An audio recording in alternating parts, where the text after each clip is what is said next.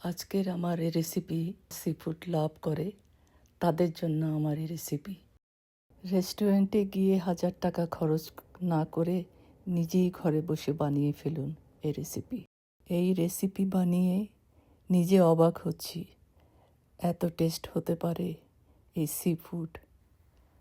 আমি প্রথম জীবনে বানালাম আর এই রেসিপি আপনাদের সাথে শেয়ার করলাম। রানু কালিনারি থেকে আমার এই রেসিপি শুরু করছি। অনেক লোভনীয় এই রেসিপি।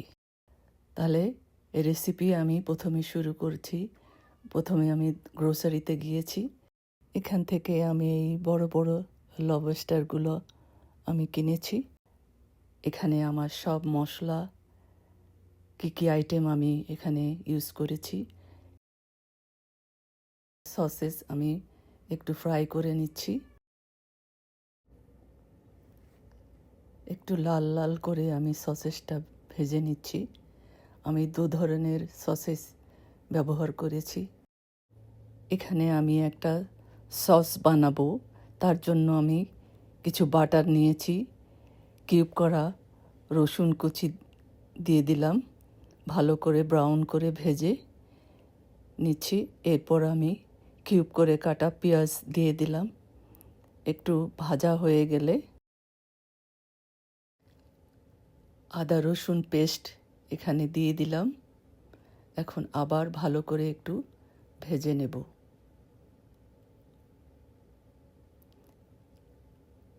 এরপর আমি এই মশলাগুলো ইউজ করব।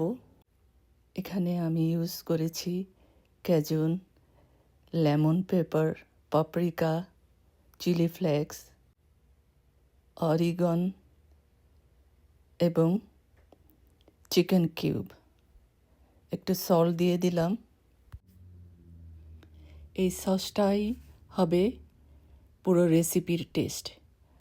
এখানে আমি আধা কাপ লেমন জুস দিয়ে দিলাম। এখন ভালো করে আমি মিক্স করে এটাকে সাইডে রেখে দেব, পরে ইউজ করব। যেখানে আমি সি ফুডগুলো বয়েল করব, এই পাত্রে আমি বড় একটা বাটার দিলাম, লবস্টার দিয়ে দিলাম, ক্র্যাব দিয়ে দিলাম। এখানে প্রায় 15 জন মানুষ খেতে পারবে। আমার সেই অনুযায়ী আমি সব ইনগ্রেডিয়েন্ট অ্যাড করেছি। এরপর চিংড়ি মাছ দিয়ে দেব। চিংড়ি মাছগুলো একটু বড় বড় হতে হবে। এখন ভালো করে একটু নেড়ে চেড়ে দেব। এখানে আমি স্কুইড দিয়ে দিলাম, কিছু প্যাকেট করা স্কুইড ছিল, ওগুলো দিয়ে দিলাম।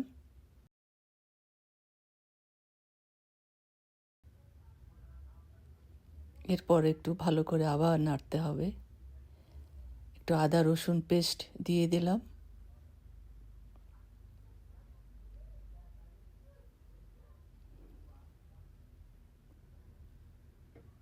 আমি সাথে সাথে পানি দিয়ে করতে পারতাম, কিন্তু একটু আমি চুলায় কষিয়ে নিচ্ছি।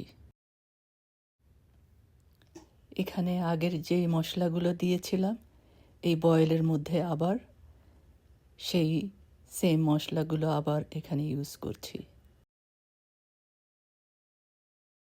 লবণ দিয়ে দিলাম। বয়েল করার জন্য পানি অ্যাড করলাম।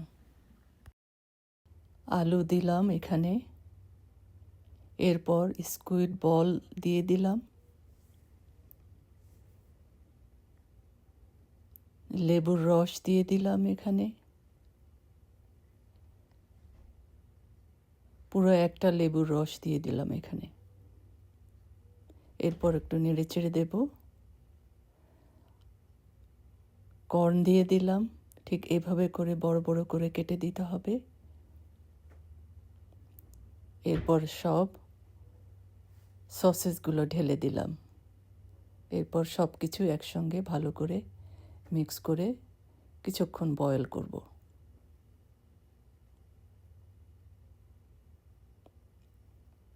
একটু ঝিনুক দিয়ে দিলাম।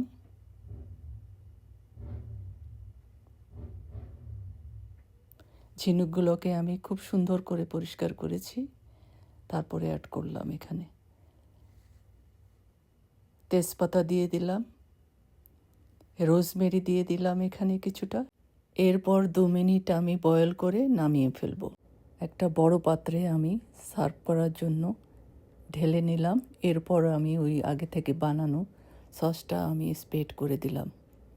আর এই সসটাই সি ফুডের আসল টেস্ট, অনেক মাত্রায় বেড়ে যাবে এটাকে যখন উপরে স্প্রেড করে দেওয়া হয়।